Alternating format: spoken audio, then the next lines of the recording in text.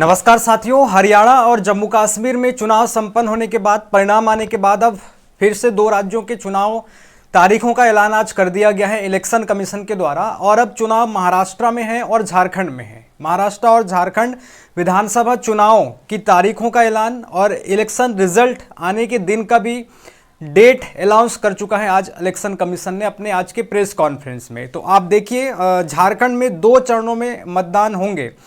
23 नवंबर को नतीजे आएंगे। 2 चरण कौन कौन से होंगे? तो 13 नवंबर को पहला चरण होगा झारखंड में और दूसरा चरण 20 नवंबर को होगा, जिन दिन मतदान किए जाएंगे।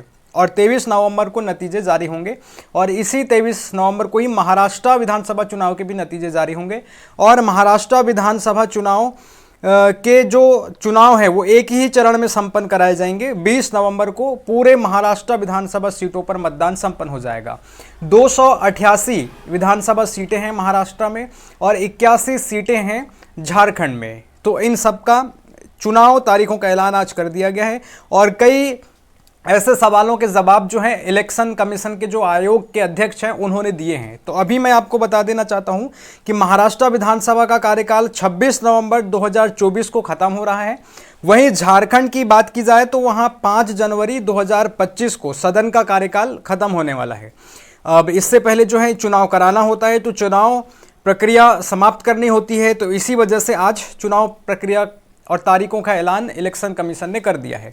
अभी आप हाल ही में देखेंगे तो महाराष्ट्र में महायुति गठबंधन की सरकार है, जिसमें शिवसेना है, शिंदे गुट की एकनाथ शिंदे गुट की शिवसेना, भाजपा और अजित गुट की एनसीपी। ये जो है महायुति गठबंधन के पार्टी हैं जो सत्ता में हैं, सरकार चला रहे हैं। इसी प्रकार से आप वही झारखंड में देखेंगे तो झारखंड में जो महागठबंधन है वहाँ पर यानी झारखंड मुक्ति मोर्चा उस महागठबंधन को कहा जाता है, जिसकी नेतृत्व झारखंड मुक्ति मोर्चा कर रही है। झारखंड में महागठबंधन की सरकार है जिसका नेतृत्व झारखंड मुक्ति मोर्चा कर रही है और कांग्रेस, राजन और वाम दल भी शामिल हैं। इसका नेतृत्व मुख्यमंत्री हेमंत सोरेन कर रहे हैं। यानी कि हेमंत सोरेन के नेतृत्व वाली झारखंड मुक्ति मोर्चा और महागठबंधन के नेतृत्व में कांग्रेस, राजन और वाम दल मिलकर के झारखंड में सरकार चला रहे हैं। अब यहाँ पर ये तारीखों का ऐलान हो गया, इलेक्शन होगा और अब चुनाव ग्राउंड पर ये सारी चीज़ें देखने को मिलेंगी कि किसके पक्ष में किस प्रकार की लहर और हवा चल रही है। अभी आप देखेंगे तो महाराष्ट्र विधानसभा में 2 तरह के गठबंधन आपको दिखाई देंगे। एक महाविकास आघाड़ी जिसमें कांग्रेस है, जिसको इंडिया अलायंस भी आप कह सकते हैं, कांग्रेस है, शरद पवार की एनसीपी है, नेशनलिस्ट कांग्रेस पार्टी शरद गुट, और उद्धव ठाकरे की शिवसेना है, यूबीटी जिसको कहा जाता है, उद्धव बाला साहेब ठाकरे की जो शिवसेना है वो गठबंधन जो कि महाविकास आघाड़ी MVA कहा जाता है उसका हिस्सा है। तो ये मिलकर के चुनाव मैदान पर हैं, सीटों का बंटवारा करके वो अपना चुनाव लड़ रही हैं। कौन कितनी सीट पर चुनाव लड़ रहा है ये आगे हम आपको नेक्स्ट वीडियो में बताएंगे। फिर आप दूसरी तरफ देखेंगे महाराष्ट्र में तो एक एनडीए गठबंधन जिसको महायुति गठबंधन का नाम दिया गया है, जिसमें भाजपा है और उसके साथ अजित पवार गुट की एनसीपी है और एकनाथ शिंदे की शिवसेना है। तो ये मिलकर के महाराष्ट्र विधानसभा चुनाव लड़ने वाले हैं, कुछ सीटों का बंटवारा करते हुए। इसी प्रकार से आप झारखंड की तरफ नजर डालेंगे तो वहां पर अभी जैसे सत्ता में कांग्रेस, झारखंड मुक्ति मोर्चा जिसके नेता हेमंत सोरेन है जो मुख्यमंत्री है वहाँ के, कुछ वामदल और राजन, ये मिलकर के वहाँ पर चुनाव लड़ेंगे और फिर वहाँ पर भाजपा अपने एनडीए गठबंधन के साथ चुनाव लड़ेगी। तो 81 सीटों के लिए चुनाव होंगे झारखंड में और 288 सीटों के लिए महाराष्ट्र विधानसभा में चुनाव होंगे। तो तारीखों का ऐलान आज इलेक्शन कमीशन ने 3:30 बजे अपने प्रेस कॉन्फ्रेंस में की और उस दौरान इलेक्शन कमीशन के जो अध्यक्ष हैं उन्होंने कई सवालों के जवाब भी दिए। उनसे कहा गया कि हरियाणा चुनाव परिणाम पर सवाल उठे, ईवीएम पर सवाल उठे और ईवीएम पर आक्षेप लगाया गया कि ये एक प्रकार से जो ग्राउंड रिपोर्ट कह रही थी कि इस बार भाजपा सत्ता में नहीं आ सकती और सत्ता भाजपा को ही मिल गई, तो ईवीएम पर सवाल उठे। तो एक बार फिर से इलेक्शन कमीशन के चीफ ने फिर से यही दोहराया कि ईवीएम सेफ है और ईवीएम पर आक्षेप उठाना बिल्कुल भी गलत है।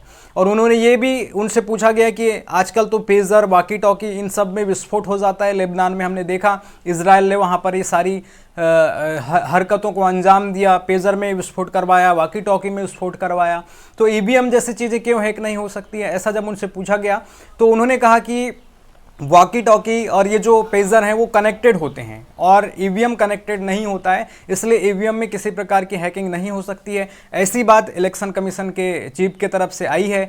साथ ही साथ उन्होंने ये भी कहा कि जनता परिणाम देती है, मतलब इलेक्शन कमीशन के आयोग का कहना है कि जनता वोट से देती है अपना जवाब। ईवीएम पर कांग्रेस जो आरोप लगा रही है उसके खिलाफ ये उन्होंने बोला कि जनता वोट से अपना जवाब देती है।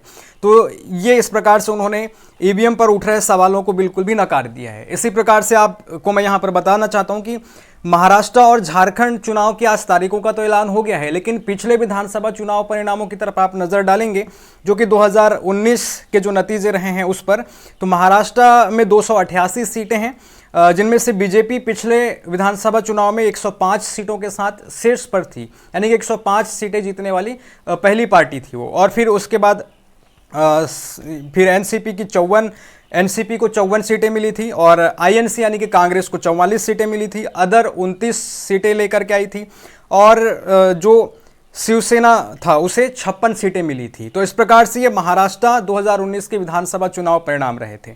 इसी प्रकार से आप झारखंड में नज़र डालेंगे तो 81 सीटें हैं वहाँ पर, और 2019 के नतीजों पर आप जाएंगे तो झारखंड मुक्ति मोर्चा यानी कि जेएमएम, झामुमो जिसको कहा जाता है, जिसके नेता हेमंत सोरेन हैं, वहाँ के मुख्यमंत्री भी हैं, जिनको लोकसभा चुनाव से पहले जेल में डाला गया था, उन्होंने 30 सीटें 2019 के विधानसभा चुनाव में जीती थी। भाजपा को 25 सीटें मिली थी, कांग्रेस को 16 सीटें मिली थी और जेवीएम को 3 सीटें और अदर को 7 सीटें मिली थी। तो ये 2019 के विधानसभा चुनाव का परिणाम रहा है महाराष्ट्र और झारखंड का। तो ये चीज़ें हम यहाँ पर देखते हैं। और एक प्रकार से आप महाराष्ट्र की राजनीति पर नज़र डालेंगे तो महाराष्ट्र और झारखंड दोनों ऐसे राज्य हैं जहां पर पूर्ण बहुमत की पार्टी सरकार नहीं चला रही है, वहां पर गठबंधन की सरकारें चल रही है। और महाराष्ट्र में जिस प्रकार की राजनीतिक उथल पुथल हमको देखने को मिली, कभी शुरुआत में हमने देखा जब चुनाव संपन्न हुए तो कुछ समय तक जो है कोई सरकार ही नहीं बना रहा था। फिर हमने देखा कि एकदम से देवेंद्र फडणवीस वहाँ के मुख्यमंत्री पद की शपथ ले लेते हैं, 2-3 दिन तक मुख्यमंत्री रहते हैं, उसके पश्चात वो अपने पद से इस्तीफा दे देते हैं। उसके पश्चात हम देखते हैं शिवसेना के नेता उद्धव ठाकरे जो वहाँ के मुख्यमंत्री पद की शपथ ले लेते हैं। 2019 से 2022 तक, नवंबर 2019 से मई 2022 तक वो महाराष्ट्र के मुख्यमंत्री रहते हैं।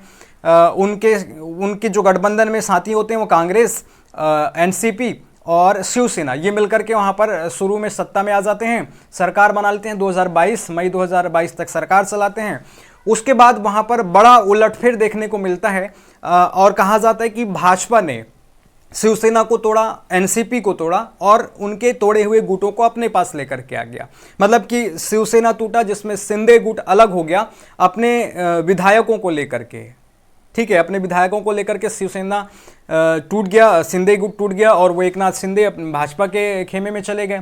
फिर शरद पवार के भतीजे अजित पवार ने भी एनसीपी को छोड़ दिया और वो अपने विधायक लेकर के बीजेपी के खेमे में चले गए। तो फिर एक भाजपा के गठबंधन वाली सरकार वहां पर बन गई, जिसमें भाजपा, एकनाथ शिंदे की शिवसेना और अजित पवार की एनसीपी, इन तीनों ने मिलकर के वहां पर गठबंधन की अपनी सरकार बना ली। एकनाथ शिंदे को वहां पर मुख्यमंत्री बना दिया गया और अजित पवार को वहां पर उप मुख्यमंत्री बना दिया गया। तो अब तक वही सरकार चलाते आ रहे हैं।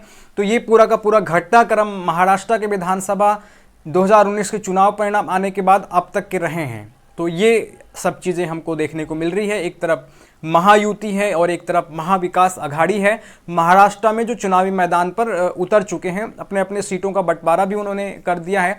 अभी पूरा हम उनकी खबर अभी जुटा रहे हैं और सारी जब जानकारी आ जाएगी कौन कहां से कौन सा प्रत्याशी उतार रहा है तो उस पर भी हम विस्तृत चर्चा करेंगे और संभव हो तो हम ग्राउंड रिपोर्टिंग के लिए भी महाराष्ट्र विधानसभा चुनाव में जाएंगे और झारखंड विधानसभा चुनाव में भी जाएंगे। तो आप बने रहिएगा पुष्पेंद्र पटले ऑफिशियल यूट्यूब चैनल के साथ। चैनल को सब्सक्राइब करना ना भूलिएगा। धन्यवाद।